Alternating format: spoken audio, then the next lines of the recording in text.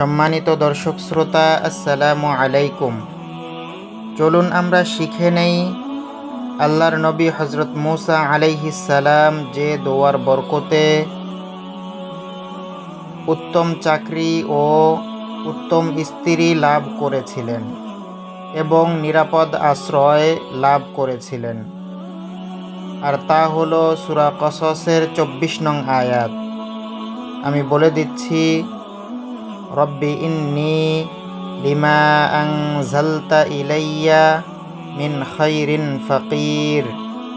আমি আবারও বলে দিচ্ছি, রব্বি ইন্নী লিমা আনজালতা ইলাইয়া মিন খাইরিন ফাকির।